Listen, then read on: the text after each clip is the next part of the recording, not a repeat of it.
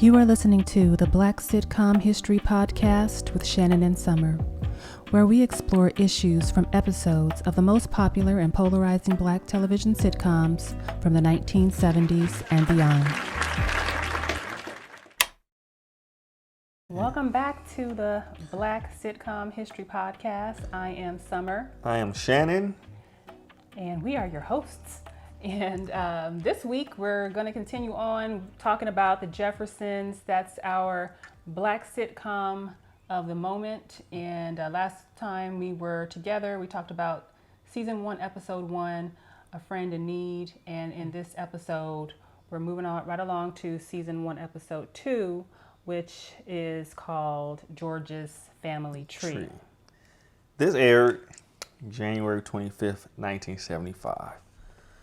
In this episode, I'm going to keep it short and just get right to it. George finds out that he is a descendant of queens and queens of Africa. Something he did not know. Queens and queens or queens and kings? Kings and queens. Well, you know. Hey, it could have been some queens and queens going on back then. I don't know. But yeah, kings and queens. Some kings and queens of Africa. So. Once he finds this out, he's even more high and mighty now and very proud of his hard work now. He thinks that because of being a descendant of kings and queens, it runs in the blood. Mm-hmm. So it starts off with the Willises visiting the Jeffersons to present them a housewarming gift, right? Which is a statue of an African warrior of some sort. Yeah, it's just some sort of like wooden African carving, fancy art museum style carving, but George immediately rejects it. He hates it. It just reminds him of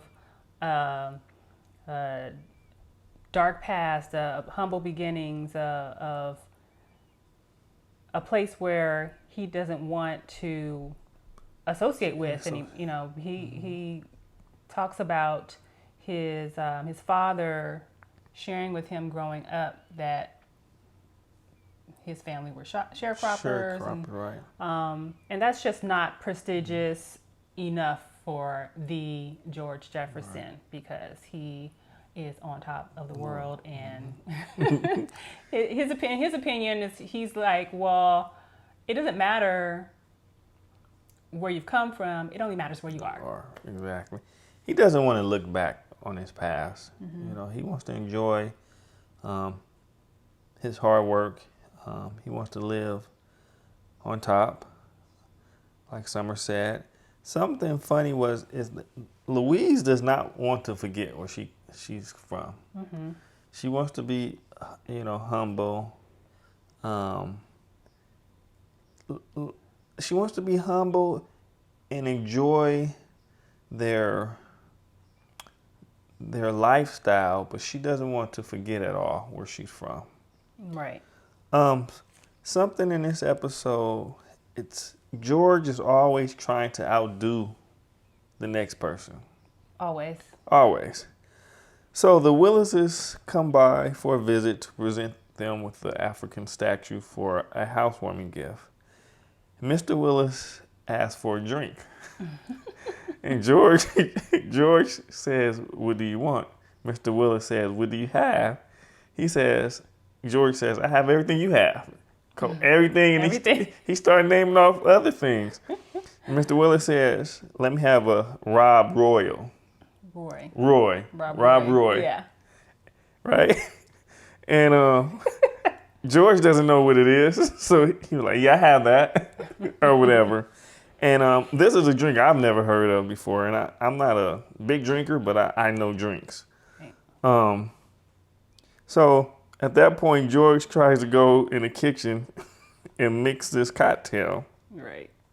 And when he brings it out to Mr. Willis is like, "Yeah, this is not." It's like a mixture of scotch and something. Grenadine or... Yeah. I forget what the other... Let me look it up. Go ahead and look it up.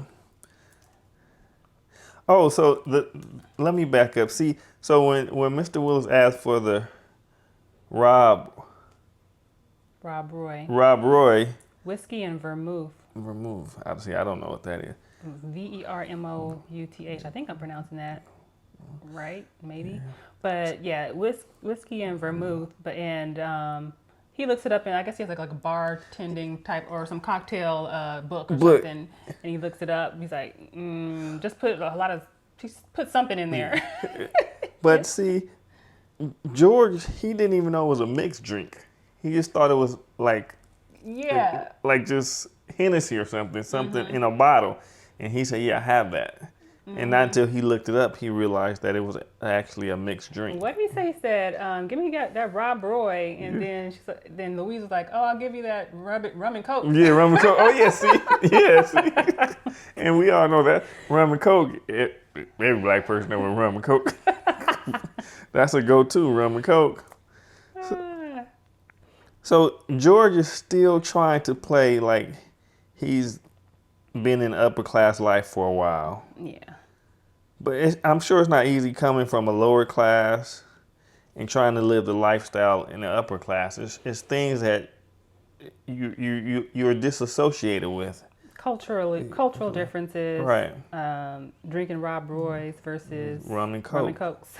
Or the gin and juice. Right. I'm sure the Vermeer that might be something expensive, whereas a Coke is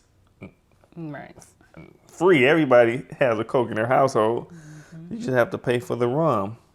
So yeah, George is trying to also, adjust with rubbing elbows with the upper class, learning some new things without letting them know that he doesn't know what they're speaking about or talking about at the time.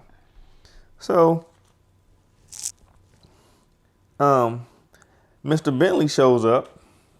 He's always showing up. Mm-hmm. And he comes in and he sees the statue and he mentions to the Jeffersons and Willis that he's going to some type of work engagement party where there's going to be some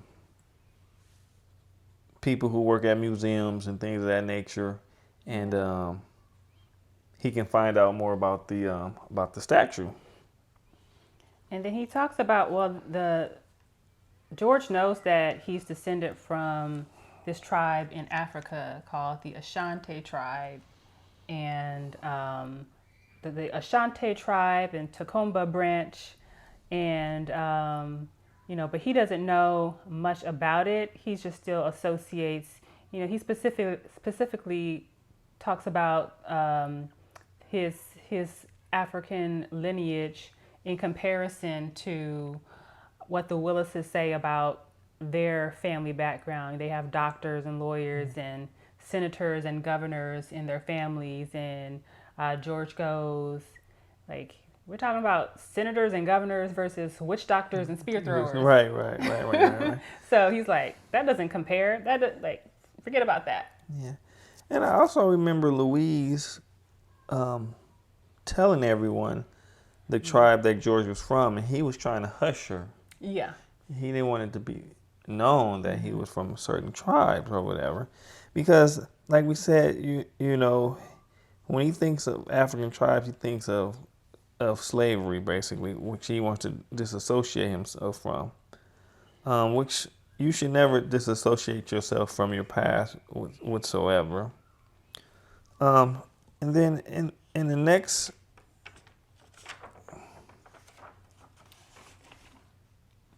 As he turns the page. We're working this out, no guys. Problem. We're getting this out. This is real life, people. Yeah, this is real life. Yeah. So, once Mr. Bentley, this is the following day or so, Mr. Bentley comes by and tells George that when he went to the party,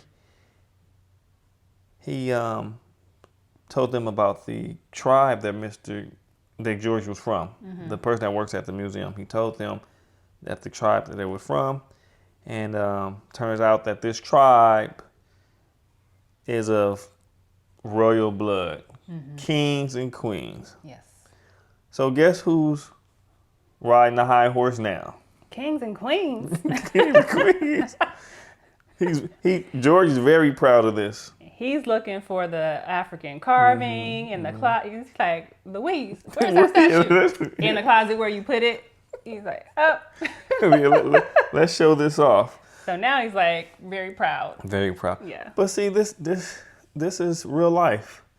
You know, you might have cousins and uncles that are not doing as well, you know, and you kind of, you don't want people to know that that's your relative. Yeah. From them in some way. Yeah. Yeah. Oh, you, Uncle Ted, your Uncle Hum, like, nah, because he alcoholic or something. You know, you don't want people to know these things. But if you were to say, oh, your Uncle Ted owns such and such, or he's the mayor of this, you'd be like, yep, that's my uncle. Right. You're more proud of that. Yeah. You know, so I can see that, how you can be ashamed of relatives if they're not in a place that is considered respectful or anything like that. You would be ashamed of them. You wouldn't deny that you were even associated with that person or with that relative. Mm-hmm. But once someone speaks highly of them, or they're doing something positive or whatnot, you're more willing to accept that when people say, yeah, I'm a relative of this person. You're proud of it. Well, yeah, and that's interesting because, I mean, why do we need to associate ourselves with other people, the accomplishments of other people, or the lack of accomplishment from other people in our families? Like, what does that have to do with us? With you, right? Yeah, like what does that have to do with me? Well, you know, I don't know if you can say birds that fly together, flock together. I mean, maybe say you have someone in your family that steals, right? And then you go visit someone like, oh, that's such and such cousin. He a thief, so watch him too. Like they think it runs in the blood. I don't know. That's my thinking. Are people that dumb? Yes, people. Oh. Like if I already knew the answer to my own question, but if I have cousins and I know they're thieves and a thief runs in their family, well, I have people that I know that I'll disassociate because I know they're thieves. Yeah. But are they your relative? Yeah. Oh, okay. Well, see, that's what I'm saying. But if I had like a master thief that's stealing millions of dollars, you know, hey, cousin, hook me up with something. Oh my God. But if you're stealing Doritos out of the liquor store or coming to my house and you're stealing from me. Yeah, stealing from me. You know, like, nah, you can't hang out over here. Like, we gonna be social media family, and that's about it. Right. That's it. You know, like they invite themselves over, like, yeah, or we need to meet somewhere. I'll pick you up. I'll meet you over here. Right. Yeah, that's funny. So, something that was interesting to me was, let's talk about how George found out that the part of him being from Kings and Queens was not necessarily true. It was not true. It was not true. Well, it was not true. So Lionel, you know, him being a student in school, he was doing some reading about the tribes. And it turns out that the tribe that George was from was in some type of war with another tribe who were actually the kings and queens of this particular region. And George's tribe lost, and the other tribe took George's tribe as slaves. Right. So some of you people that don't know, in Africa, black or Africans own African slaves. And it's mostly due to war. Right. It wasn't like, oh, I need a slave, I'm going to get a black person. They were conquered. Right, They were conquered in war. In war. So that's how they were slaves. So slave is something that's worldwide. It's just so happened that the way it was introduced to America was the wrong way, or there shouldn't be slaves at all. But anyway, so Lionel tells him that, yeah, you know, this is a story. Your tribe and another tribe were in a war, and your tribe was conquered and became slaves. Yeah. So now George is somewhat off that high horse. He's deflated. He's deflated. But he's not. He's deflated, but he wasn't as disappointed per se. And the reason I say that is because this shocked me, because once he found out that he was not a descendant of kings and queens, I thought he was going to be ashamed to tell the Willises. He didn't want to tell the Willises that, you know, oh no, we're going to keep this story going. We're going to let them continue to think that I was born king and queens. Right. But he actually told them the truth. Yeah, he fessed up. So, yeah, instead of lying about being royalty descent, he tells them the truth, actually being a slave of descent. So he was actually being a slave descendant. And the Willises also do something surprising to me. They don't knock him for being a descendant of slaves. Like, they don't throw it in his face. Well, he's the person that is concerned about his background, his pedigree, and all that stuff. But that's not necessarily what other people are concerned with. Yeah, but he doesn't. He thinks everybody's concerned with him. Yes, he does. So, you know, but you know, they could have threw it in his face a little bit, but they didn't at all. No. They were like, oh, it's, you know, no big deal. You are who you are now, and you know, you're successful, and that's what matters. Right. To us, like you're saying, that's what matters to us. So, it's always good to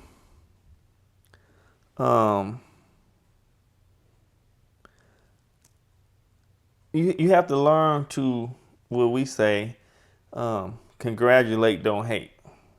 And that's what the Willises really did. You know, they didn't hate the fact that he changed his attitude of being all high and mighty and trying to keep that attitude by lying to them. Because once he confessed, I think they more so congratulated him for telling the truth. Yeah. Right. About it. Yeah, I think so too.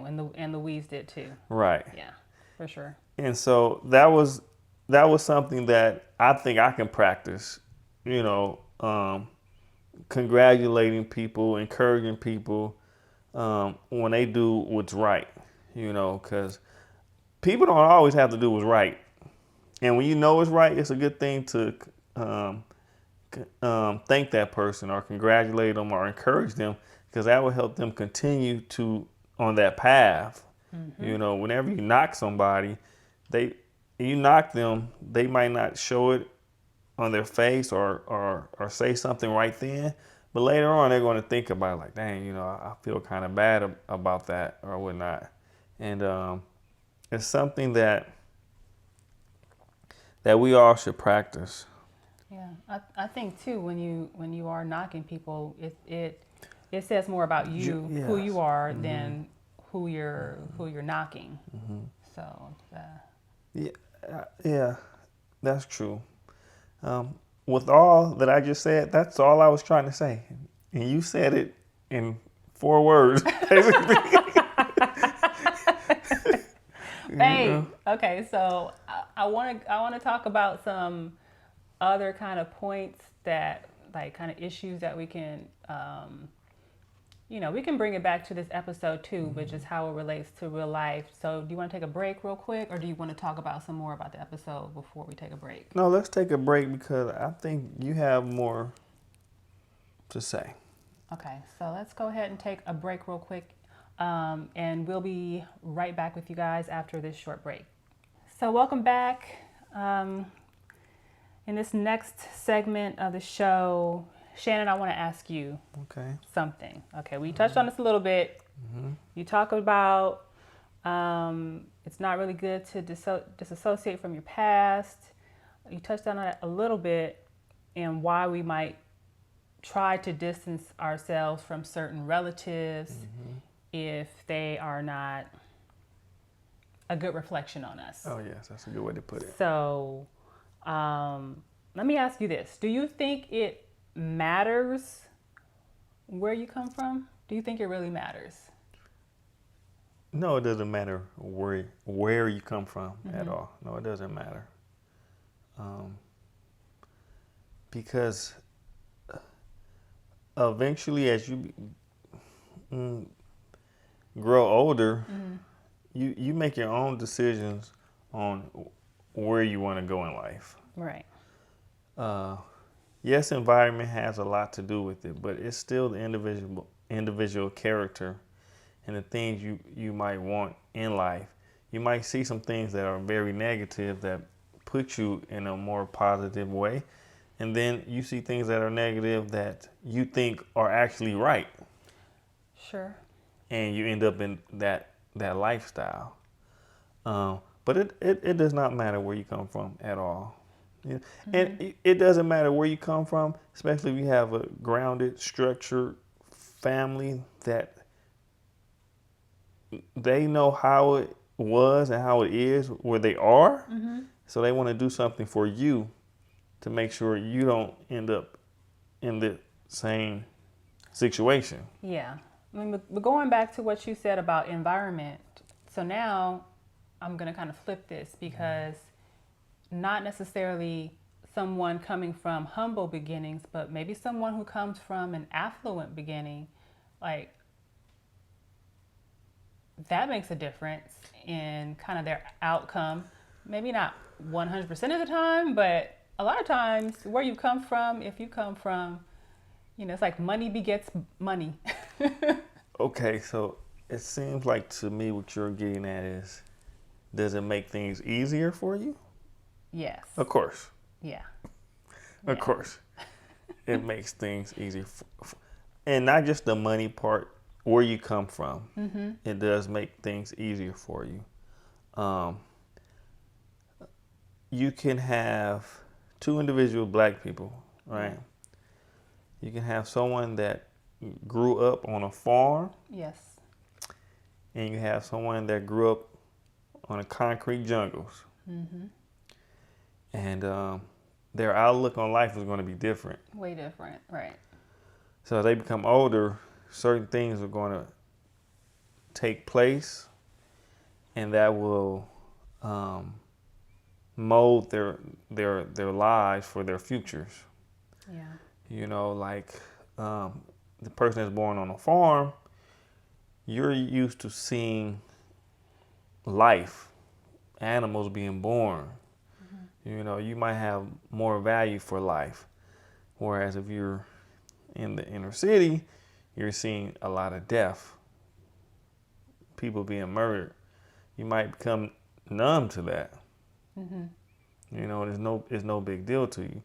So you would never know how precious life is compared to someone that was raised on a farm. Yeah. I might be going too deep into it, but that's how I see it. But yeah, it like I said, I think you were actually trying to get at like maybe the environment you come from. Yeah, and I was also touching, not specifically having a city versus a rural, but the upbringing. But that's a good point. I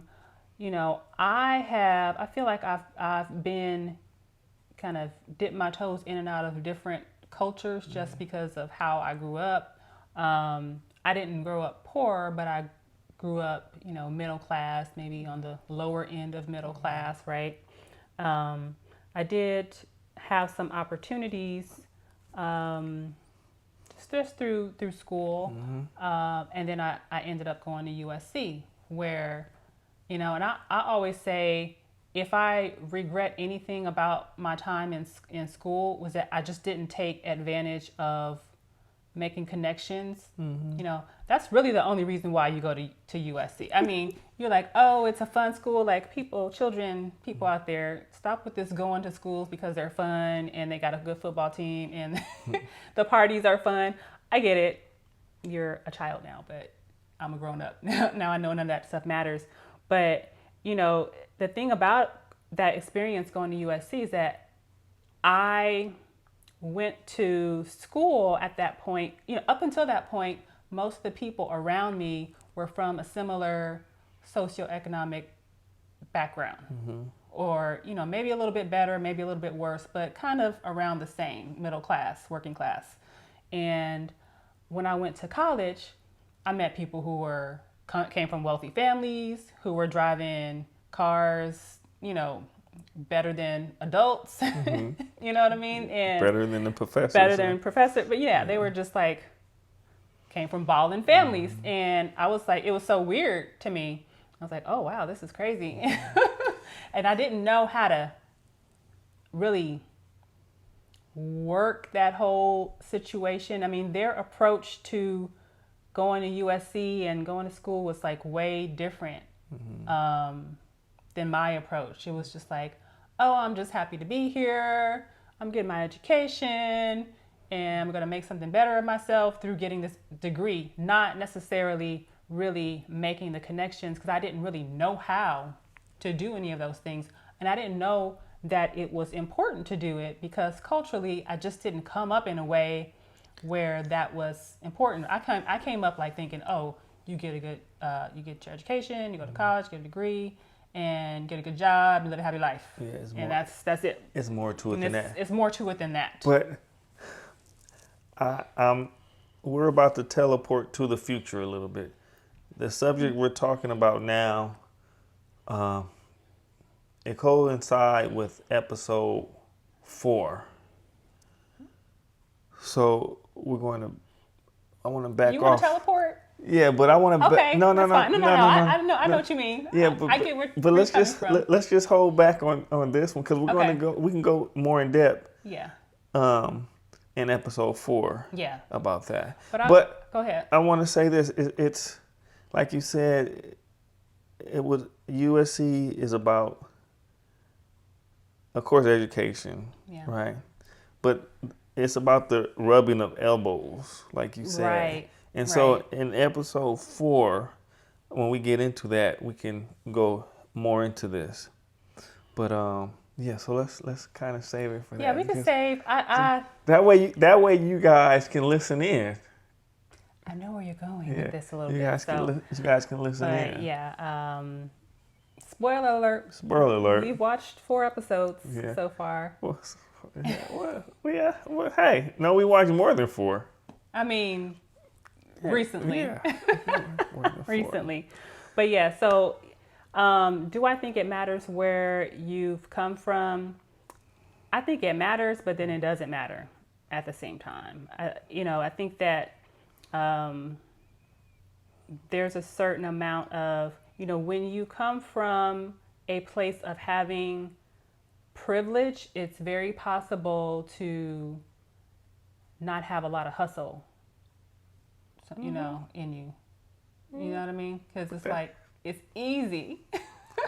Yeah.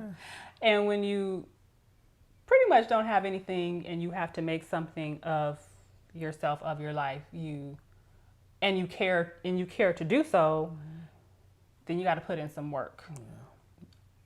Like I was saying about my USC time, I don't think I put in some work, but I didn't necessarily put in all of the right work. But that's okay. Well, it was lesson learned. Lesson learned, but it's something to teach the next generation, and that's I can go in a whole tangent spiel about college and what I think about that too, and I will episode 4. Yeah, we can talk about that in episode 4. Well, anyway, you guys hold on for a quick sec. We're going to take a break and finalize the rest of this episode for you guys.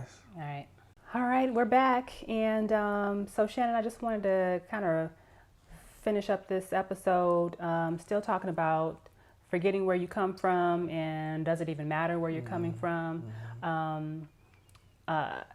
And is there ever a time when you need to dissociate yourself from your past? I think part of the problem with even considering distancing yourself from your family and your background is you're giving up way too much power to other people,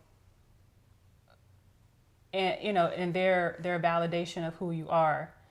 A lot of times too, as a Black woman, there might be Black woman stereotypes, and I may or may not look like that stereotype to whoever at any given at any given time. And it's those times when it's kind of those moments where people are like, oh, you're not like those, you're different, and they make you feel like some sort of, you're like Neo from the Matrix, you're some kind of anomaly or something. And it's like, no, there are some Black people who have this background and this lifestyle, and they do this, and there's other Black people who do another thing, and then there's other Black people who look like this.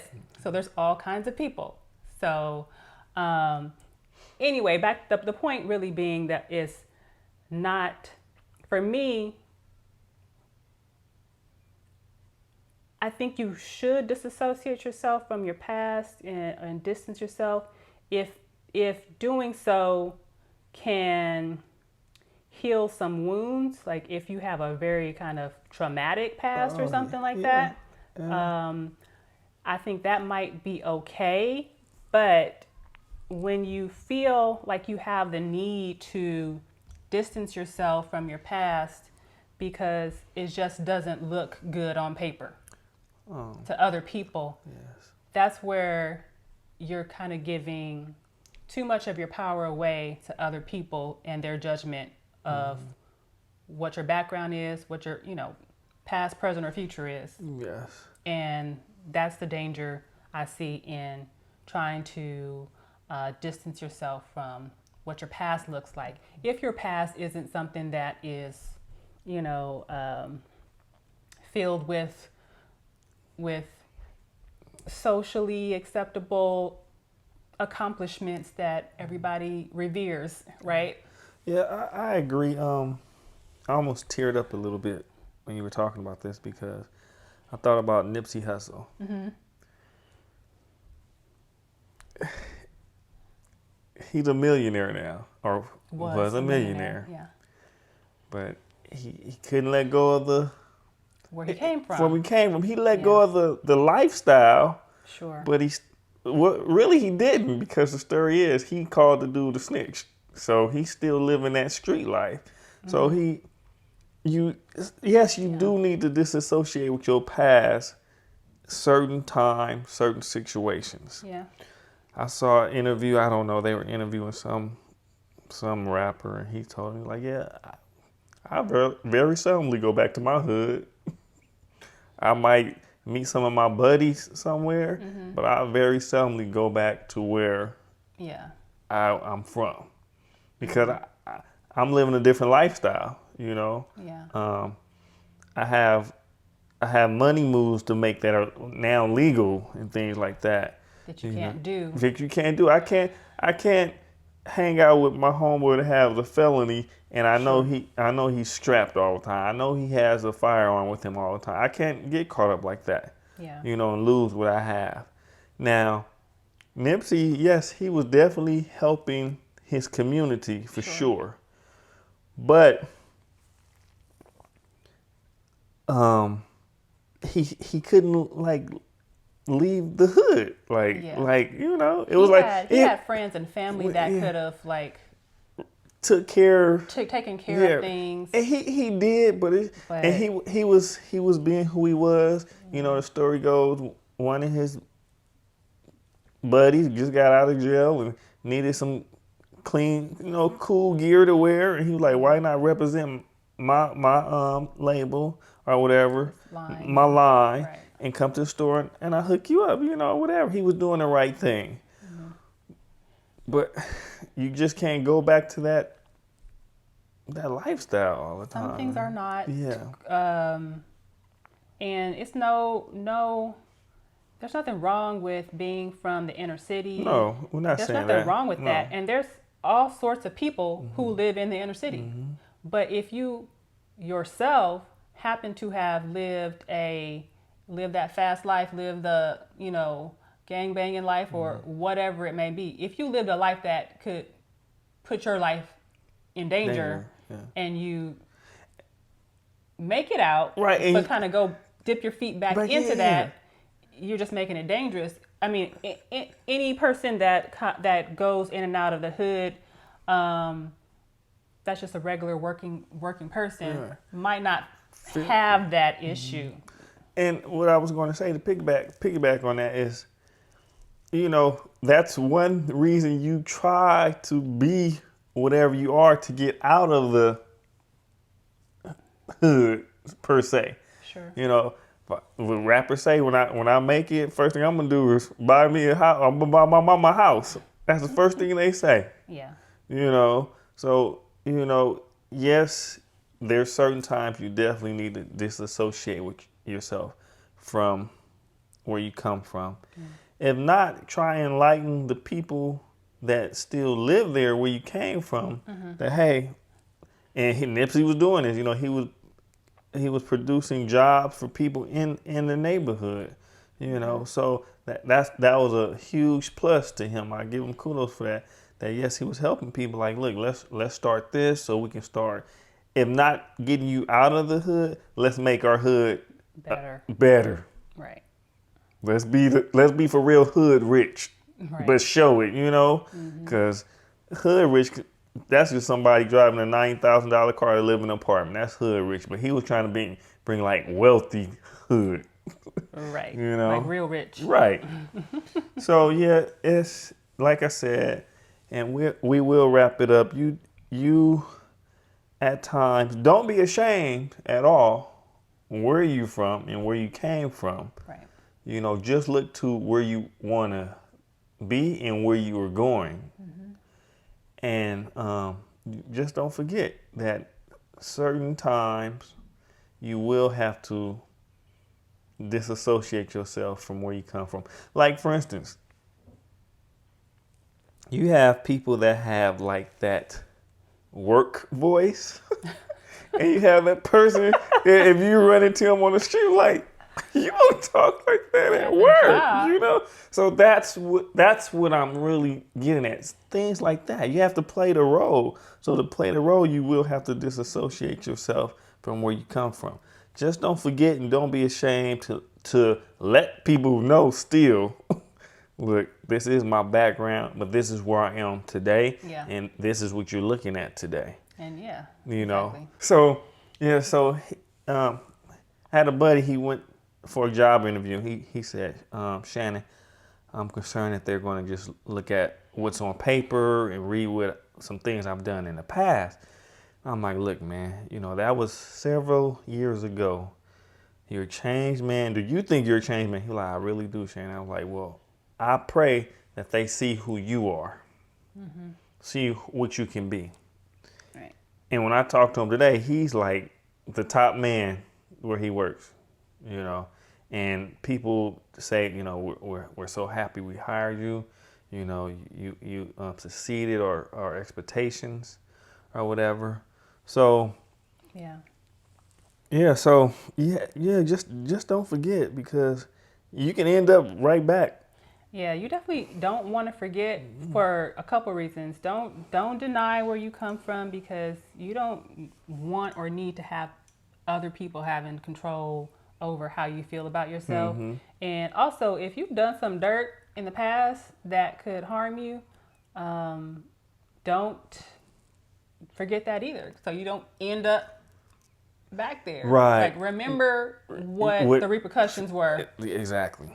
Remember what the repercussions were, and own that you did those things, and learn from it. Right. Grow up, make a change. Right. And if you don't listen in next week or next episode, your repercussions you will miss out. You will be missing out on something don't good. do that. So don't do that. So we're going to end it right there. So tune in for episode number 3. All right, you guys. I'm Summer. This is Shannon. And we're out. Talk to you guys the next time. Bye. Peace.